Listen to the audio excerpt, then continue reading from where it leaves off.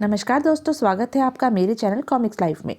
शुरू करते हैं मनोज कॉमिक्स की एक और मज़ेदार कॉमिक्स, भयंकर द्वीप पार्ट 3।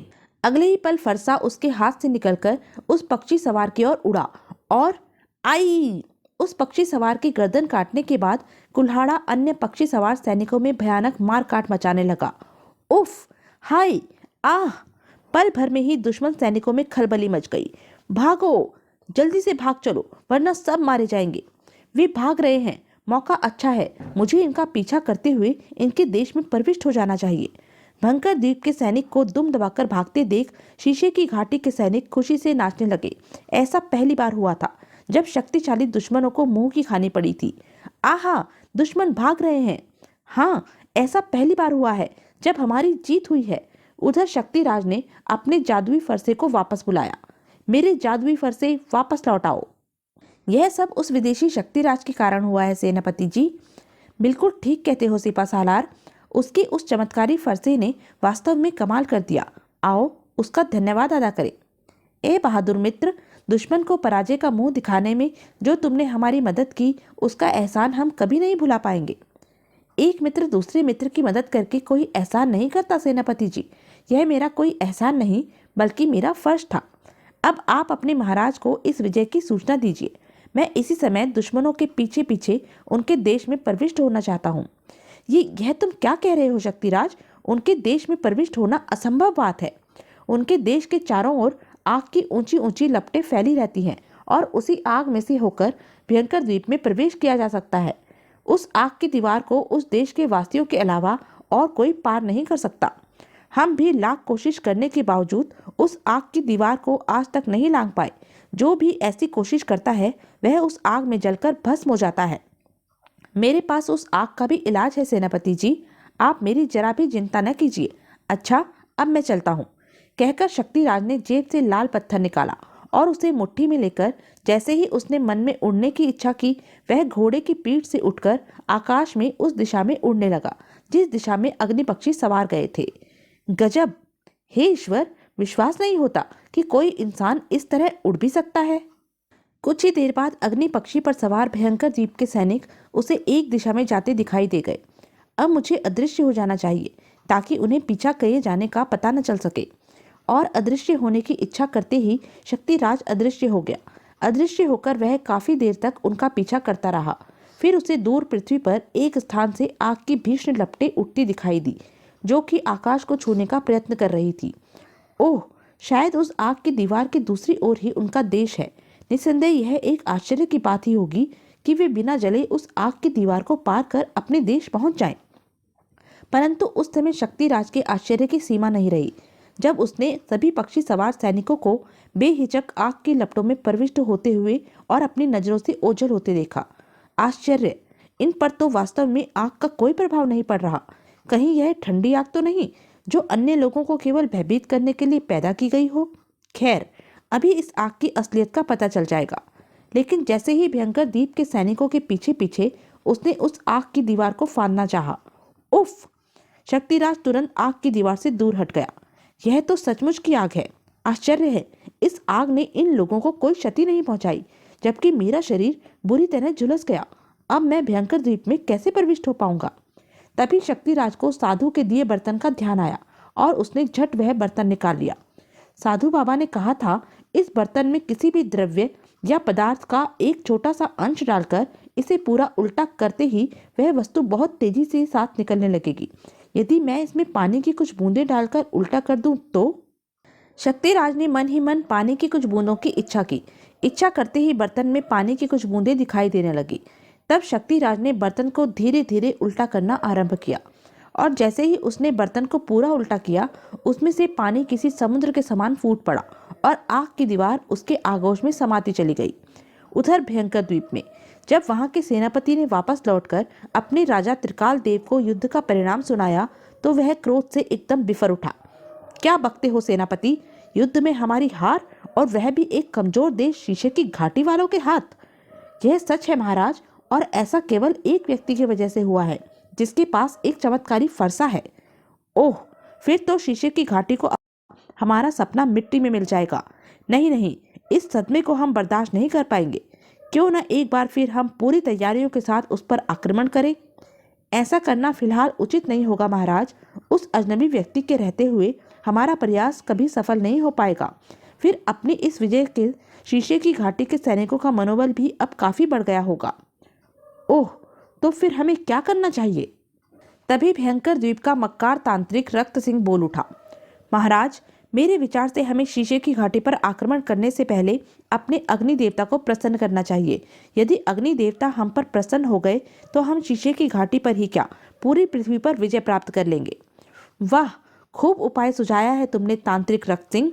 सेनापति, तुम पूरी प्रजा को अग्नि मंदिर के विशाल प्रांगण में प्रस्तुत होने का आदेश दो और तांत्रिक रक्त सिंह, तुम पूजा का आयोजन करो। जो आज्ञा महाराज, कहकर तांत्रिक और सेनापति तुरंत वहां से चले गए। इधर शक्तिराज के बर्तन से बहे समुद्र ने आग की दीवार में एक दरार पैदा कर दी, जहां से होकर आसानी के साथ भयंकर द्वीप में प्रविष्ट हुआ जा सकता था। बस इतना ही स्थान मेरे भीतर प्रविष्ट होने के लिए काफी है। और बर्तन को पानी से खाली कर वस्त्रों में रखने के पश्चात वह अदृश्य रूप में ही उड़ता हुआ दरार के रास्ते से भयंकर द्वीप में प्रविष्ट हो गया। शक्तिराज काफी देर तक भयंकर द्वीप के ऊपर उड़ता हुआ वहां की स्थिति का जायजा लेता रहा। फिर एक स्थान पर नीचे का दृश्य देखते ही उसका चेहरा प्रसन्नता से खिल उठा। आहा, यही पत्थर का बुत इन लोगों का देवता है। मुझे इसी की आंख प्राप्त करनी है। नीचे उतरना चाहिए। वह बुत वास्तव में भयंकर द्वीप के अग्नि देवता का ही था और वहां के राजा त्रिकाल देव के आदेशानुसार देवता को प्रसन्न करने के लिए पूजा की तैयारी हो रही थी। और उस समय अपनी प्रजा के साथ राजा भी वहां उपस्थित था। शायद कोई उत्सव मनाया जा रहा है। परंतु जैसे ही वह बुत के पास धरती पर उतरा, एक भयानक गड़गड़ाहट के साथ देवता के बुत के ठीक सामने की धरती फटी और उसमें से तेजी के साथ धुआं निकलने लगा। अरे ओह! देखते ही देखते उस धुएं ने एक विशाल एवं भयानक दैत्य का रूप धारण कर लिया। सावधान स्वामी, सावधान! एक अजनबी बुरी नियत से अदृश्य रूप में देवता के आसपास मौजूद है। मैं उसकी बू सूंघ रहा हूँ। शायद वह अग्नि देवता की आंख चुराने का इरादा रखता है। आए? क्या? चामुंडा, उसे तुरंत समाप्त करो किसी भी तरह, वरना वह हम सबको हमारे देश सहित नष्ट कर देगा। आप धैर्य रखें स्वामी, वह मेरे हाथों किसी भी तरह नहीं बचेगा। फिर दैत्य इधर उधर मुंह उठाकर कुछ सूंघने का प्रयत्न करने लगा। ओह, शायद वह मेरी गंध सूंघने का प्रयास कर रहा है। लेकिन इससे पहले कि वह मुझे खोज पाए, मुझे जादुई कुल्हाड़ी का उस पर प्रयोग करना चाहिए। तभी दैत्य गरज उठा। मैंने मालूम कर लिया है स्वामी, वह इस तरफ खड़ा है। मैं अभी उसे वास्तविक रूप में सामने लाता हूँ। उफ, उसने मुझे आखिर खोज ही लिया। हो सकता है जल्द ही वह मेरी अदृष्टता समाप्त कर डाले। अब मुझे देर नहीं करनी चाहिए। चल ले फरसे, इस दैत्य की गर्दन काट। अगले ही पल फरसा उसके हाथ से निकलकर दैत्य की ओर बढ़ा। सावधान चामुंडा, शत्रु ने तुम पर आक्रमण किया है। उस फरसे से बचो। हा हा हा। आप निश्चिंत रहे स्वामी, वह कैसा ही कितना ही शक्तिशाली या जादुई फरसा क्यों ना हो, मेरा कुछ नहीं बिगाड़ पाएगा। लेकिन फरसा दैत्य की गर्दन से टकराया तो उसकी गर्दन कटकर धरती पर जा गिरी। हा हा हा, हा हा हा। परंतु दूसरे ही पल जैसे चमत्कार हुआ। दैत्य का कटा हुआ सर धरती से उड़कर उसके धड़ से जा जुड़ा। यह तो फिर जिंदा हो गया। हा हा हा, मुझे कोई नहीं मार सकता और अजनबी शत्रु, तेरी मौत आज मेरे हाथों निश्चित है। फरसे ने कई बार दैत्य की गर्दन काटी, परंतु परिणाम वही निकला। उसकी गर्दन कटकर धरती पर गिरती और कुछ ही क्षणों बाद पुनः धड़ से जुड़ जाती। यह देख शक्तिराज आश्चर्य से भर उठा। तभी फरसे से एक व्याकुलता भरी आवाज उभरी। मेरे स्वामी, मुझे क्षमा करे। मेरी शक्ति इस दैत्य के आगे कमजोर है। मैं इसे मार पाने में असमर्थ हूँ। ओह, अब मैं क्या करूं? तभी शक्तिराज को उस दुर्बिया का ध्यान आया जिसमें रक्त भरा था, और ऐसा उसने अपने भाइयों के साथ जंगल में सर कटे साधु के कहे अनुसार किया था। बेटा, तुम चारों नीचे रखे थाल से रक्त की कुछ बूंदें किसी चीज में भर लो। संकट में यह तुम्हारी मदद करेगी। शक्तिराज ने झट वस्त्रों से वह डिबिया निकालकर रक्त की एक बूंद धरती पर डाली। तुरंत धरती से धुआं उठा और देखते ही देखते उसमें से एक कंकाल निकलकर उसके सामने आ खड़ा हुआ। गुलाम हाजिर है स्वामी, मेरे लिए क्या आज्ञा है? जाओ, उस दैत्य को मार गिराओ। इस दैत्य को इस देश में मारना मेरे लिए संभव नहीं होगा स्वामी, यह मुझसे ज्यादा शक्तिशाली है। हाँ, मैं इसे किसी तरह उलझाकर कुछ समय के लिए रोक जरूर सकता हूँ। इस बीच आप अपना उद्देश्य पूरा कर सके तो जरूर कर ले। सुनो दोस्त, मैं यहाँ इनके देवता की आंख चुराने आया हूँ और उस आंख को प्राप्त करने के साथ ही यह देश तबाह हो जाएगा। ऐसी अवस्था में तुम्हारा क्या होगा? उस अवस्था में मेरी भी मौत निश्चित है स्वामी, लेकिन आप मेरी चिंता न कीजिए। मैं मर भी जाऊं तो भी रक्त की जितनी बूंदें आपके पास है, उतने ही मेरे जैसे कई गुलाम वक्त जरूरत पर आपके काम आएंगे।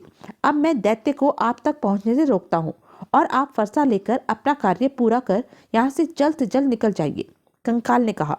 और अगले ही पल वह विशाल रूप में परिवर्तित हो शक्तिराज की ओर बढ़ते दैत्य पर झपटा। हा हा हा, आओ आओ, लेकिन तुम जो कोई भी मायावी शक्ति हो, तुम भी मेरा कुछ नहीं बिगाड़ पाओगे। कंकाल और दैत्य में भयानक युद्ध छिड़ गया, जबकि मौका देख शक्तिराज ने अपने जादुई फरसे को वापस बुलाया। ए जादुई फरसे, तुरंत मेरे पास आओ। और फरसे के हाथ में आते ही शक्तिराज मन में उड़ने की इच्छा कर उड़ता हुआ देवता के सर पर पहुंच गया। आंख को निकालने का समय नहीं, मूर्ति को ही उठाकर निकल भागना चाहिए। अगले ही पल, अरे, देवता को वह अदृश्य मानव उठाकर ले जा रहा है। सैनिकों, बात छोड़ो, चामुंडा, उसे रोको, वरना हम सब तबाह हो जाएंगे। निश्चिंत रहिए मेरे स्वामी, मेरे जीते जी किसी का बाल भी बांका नहीं हो सकता। कहने के साथ ही दैत्य ने कंकाल को एक जोरदार झटका दिया। उफ, और आकाश में उड़ चला। तभी, स्वामी, आप जल्दी से देवता की आंख निकालकर मूर्ति को धरती पर फेंक दीजिए, वरना यहाँ से बचकर निकल नहीं पाएंगे। कंकाल ठीक ही कह रहा है। जब तक वह दैत्य मुझ तक पहुंचे, मुझे आंख निकाल लेनी चाहिए। तब न वह दैत्य रहेगा, न उसका देश। और शक्तिराज ने फरसे की मदद से देवता की इकलौती आंख निकालकर मूर्ति को धरती की ओर छोड़ दिया। देवता की आंख निकलते ही शक्तिराज की ओर बढ़ता दैत्य भयानक ढंग से आर्तनाद कर उठा और देवता की मूर्ति के साथ ही धरती की ओर गिरने लगा। आई! जब भयंकर द्वीप के राजा त्रिकाल देव, सैनिकों और प्रजा ने यह देखा तो उन सबके चेहरे भय से पीले पड़ गए और वे अपनी जान बचाने के लिए इधर उधर भागने लगे। आह! अब हम में से कोई नहीं बचेगा, बचाओ, भागो! लेकिन कोई भी अपनी जान नहीं बचा सका। जैसे ही देवता की मूर्ति दैत्य के साथ धरती से टकराई, वैसे ही वहां भूचाल आ गया। भयानक विस्फोटों के मध्य ईंट पत्थर रुई के गोलों की तरह आकाश में छितराने लगे। धूम धड़ाम, आई! उफ! क्या भयंकर द्वीप वास्तव में तबाह हो गया। देवता की आंख का रहस्य क्या था? क्या शक्तिराज वह आंख साधु ब्रह्मानंद को सौंप सका? क्या शक्तिराज अपने भाइयों को आजाद कराने में सफल हो सका? जादूगर शत्रुकाल कौन था और उसने क्यों शक्तिराज के दोनों भाइयों का अपहरण किया था? क्या शक्तिराज जादूगर शत्रुकाल को मार पाने में सफल हो सका? क्या शक्तिराज अपने देश को आजाद कराने में सफल हो सका? यह सब हम जानेंगे अपने अगले वीडियो देवता की आंख में। तब तक के लिए बने रहे मेरे साथ, और हाँ, मेरे चैनल को लाइक, शेयर और सब्सक्राइब करना ना भूलें। धन्यवाद।